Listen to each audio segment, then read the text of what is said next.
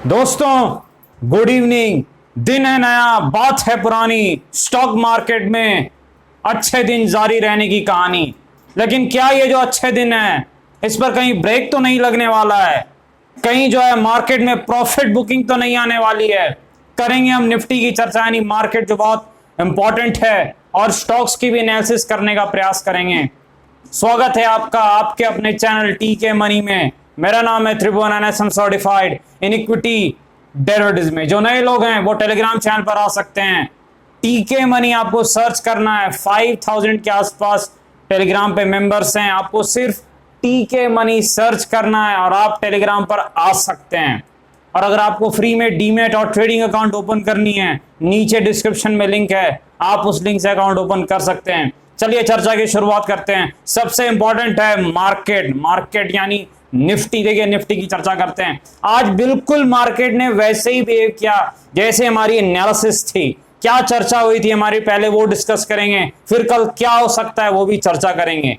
देखिए हमारी एनालिसिस क्या थी कि मार्केट के लिए रेजिस्टेंस कहां पर है। मैंने आपको सुबह मॉर्निंग अपडेट में बताया था 14,915 से लेके 14,945 का लेवल क्या है, टेक्निकल रेजिस्टेंस जोन है। देखिए मार्केट में आज क्या हुआ आप देख सकते हैं। मार्केट खुला और उसके बाद देखिए 14,915 और 14,945 जो रेजिस्टेंस जोन है वहां से प्रॉफिट बुकिंग आ गई, गिरावट आ गई। देखिए यहां से गिरावट आई, बिल्कुल उसी जोन से गिरावट आई।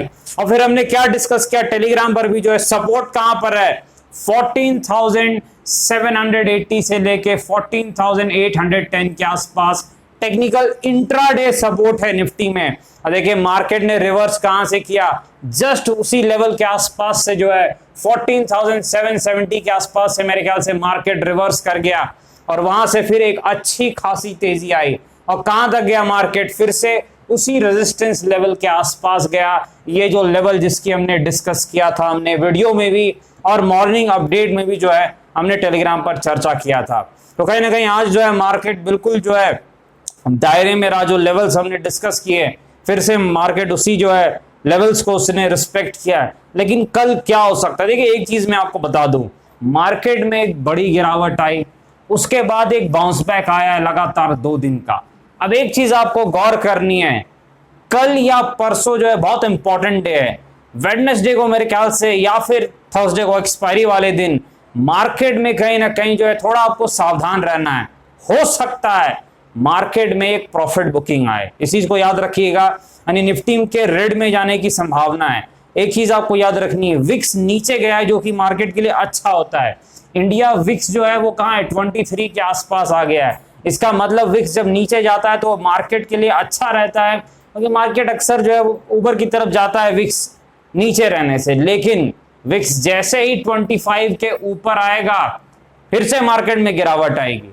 और कहीं ना कहीं आपको याद रखना है एक चीज कि मार्केट के लिए अगला रेजिस्टेंस क्या है, कल हम वो पहले डिस्कस कर लेते हैं।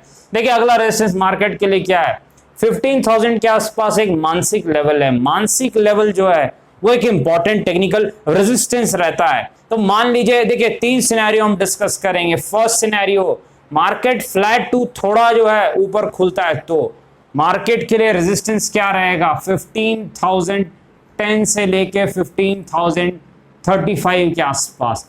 ये जो है मार्केट के लिए रेजिस्टेंस कब रहेगा, अगर मार्केट जो है वो थोड़ा ऊपर खुले या फिर जो है फ्लैट सी ओपनिंग दे, तब ये रेजिस्टेंस रहेगा, याद रखना है आपको। और तब जो है सपोर्ट क्या रहेगा, अगर मार्केट जो है फ्लैट खुलता है तो सपोर्ट वही रहेगा जो आज था, ये वाला सपोर्ट रहेगा 14,780 से लेके 14,810। याद रखना ये सिर्फ इंट्राडे सपोर्ट है, कोई बड़ा सपोर्ट नहीं है। बड़ा सपोर्ट अभी भी जो है वो 14,650 के आसपास है, यानी 14,600 के आसपास बड़ा सपोर्ट अभी भी कायम है। ये जो सपोर्ट है ये इंट्राडे ट्रेडिंग लेवल्स है, जहां पर ट्रेड करने से प्रॉफिट होने की संभावना बहुत ज्यादा रहती है, याद रखना है। तो 14,780 से 14,810 जो ये सपोर्ट का काम करेगा। अगर मार्केट फ्लैट खुलता है या हल्का नेगेटिव भी खुलता है मान लीजिए, या फिर जो है थोड़ा सा ऊपर भी खुलता है, तो ये जो है सपोर्ट का काम करेगा। लेकिन मान लीजिए अमेरिकी बाजार रिकवर कर जाते हैं, अमेरिकी बाजार आज भी ऊपर जाते हैं और कल मार्केट ऊपर खुलता है, तब जो है ये सपोर्ट का कोई मायने नहीं है। तब नया सपोर्ट क्या रहेगा, ये जो पुराना रेजिस्टेंस था वो सपोर्ट बन जाएगा। ये तब होगा अगर मार्केट 50-100 पॉइंट ऊपर खुले। तब मार्केट मान लीजिए 50 या 100 पॉइंट ऊपर खुलता है निफ्टी, तब ये जो रेजिस्टेंस जिसकी हम चर्चा कर रहे थे, जो आज रेजिस्टेंस था, ये कल सपोर्ट बन जाएगा। तो याद रखना है, मार्केट ऊपर खुलेगा तो सपोर्ट क्या है, ये 14,915 से 14,945 लेवल। अगर मार्केट ऊपर खुलता है कहीं ना कहीं, याद रखना है तब। उसके बाद जो है अगर मार्केट नीचे खुलता है या फ्लैट ओपनिंग देता है तो ये जो है सपोर्ट का काम करेगा। ट्रेडिंग लेवल्स ये बहुत इंपॉर्टेंट लेवल्स हैं, और ये जो लेवल है ये रेजिस्टेंस का काम कब करेगा, जब मार्केट जो है हल्की ऊपर की ओपनिंग दे 40-50 पॉइंट, या फिर जो है फ्लैट सी ओपनिंग दे, तो ये एक बड़ा रेजिस्टेंस का काम कर सकता है। याद रखना है इस चीज को। विक्स पर जरूर ध्यान दीजिएगा। विक्स अगर 25 के ऊपर जाता है तो मार्केट में वॉलेटिलिटी बढ़ेगी। आगे बढ़ते हैं, मेरे ख्याल से ट्रेन पे चलते हैं, मतलब आईआरसीटीसी के पास चलते हैं। देखिए आईआरसीटीसी को हमने ट्रैक किया था और सही लेवल पर पकड़ा भी था, टेलीग्राम पर भी बताया था। 1350-1400 जब आया था, वो जो राइट इशू चल रहा था गवर्नमेंट का, तो 1400 के आसपास मैंने आपको टेलीग्राम पे कहा था कि हम जो है इंट्राडे ट्रेडिंग जरूर कर रहे हैं और हमें कुछ प्रॉफिट हुआ था 7% के आसपास। लेकिन मैंने कहा था जो इन्वेस्टर या स्विंग ट्रेडर हैं कि आईआरसीटीसी एक बहुत अच्छे लेवल पर है और दौड़ सकता है, और आईआरसीटीसी दौड़ा भी है, बहुत तेज दौड़ा है। उसके बाद हमारी डिस्कशन क्या थी आईआरसीटीसी पे कि 740 का लेवल जैसे निकालता है एक 200 पॉइंट की चाल आ सकती है आईआरसीटीसी में। क्यों? क्योंकि एक रेजिस्टेंस लेवल था। ये देखिए, ये एक रेजिस्टेंस लेवल था। तो जैसे ही इसने निकाला, वहां पर 200 पॉइंट की आपको एक चाल आ गई है। अब क्या है, आईआरसीटीसी फंडामेंटली स्ट्रॉन्ग स्टॉक है, ये चीज आपको याद रखनी है। सपोर्ट कहां पर अब बन जाएगा, जो रेजिस्टेंस था वो सपोर्ट बन जाएगा। जो 1745-40 के आसपास सब रेजिस्टेंस था वो सपोर्ट है। यानी आईआरसीटीसी का सपोर्ट कहां है, 1740 के आसपास जो है आईआरसीटीसी का सपोर्ट है, याद रखना है आपको। और कहीं ना कहीं इकोनॉमी जो खुल रही है 1 अप्रैल से, काफी जो है चीजें जो है और ओपन हो रही है इकोनॉमी में, और आईआरसीटीसी को भी काफी फायदा इसका होगा। ट्रेनें भी ज्यादा चलेंगी, तो मेरे ख्याल से काफी दौड़ा आईआरसीटीसी। लेकिन जिन्होंने यहां पर खरीदा है, जब हमने डिस्कस किया था स्टार्टिंग में 1400 के आसपास हमारे साथ, मेरे ख्याल से अगर ऊपर जाए कल या परसों, थोड़ी प्रॉफिट जरूर लेनी चाहिए, क्योंकि अब वो जोन जरूर आ गया है कि आपने सही लेवल पर खरीदा है तो आपको प्रॉफिट जरूर खींचना चाहिए। ये चीज आप याद रखिए। प्रॉफिट बुकिंग बहुत ज्यादा इंपॉर्टेंट है भाई, सही लेवल पर प्रॉफिट बुकिंग जो है बहुत ज्यादा इंपॉर्टेंट है। ऐसे सही लेवल पर खरीदना इंपॉर्टेंट है।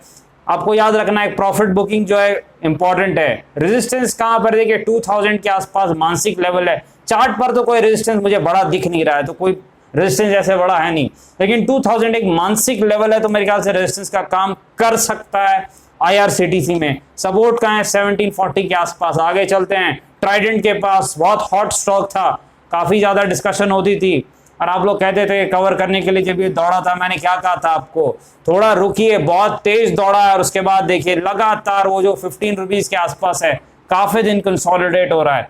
देखिए अच्छी कंपनी, इसमें कोई शक नहीं है, कहीं ना कहीं ठीक स्टॉक है। ट्राइडेंट जो है छोटे स्टॉक्स में से जो कुछ अच्छे स्टॉक्स हैं उनमें से एक ट्राइडेंट भी है, अच्छा दौड़ता है, लेकिन अब लेवल्स काफी ज्यादा इंपॉर्टेंट है। देखिए टेक्निकली जो है ट्राइडेंट एक बड़ी चाल दिखाने के बाद पिछले 2 महीने से एक रेंज में है।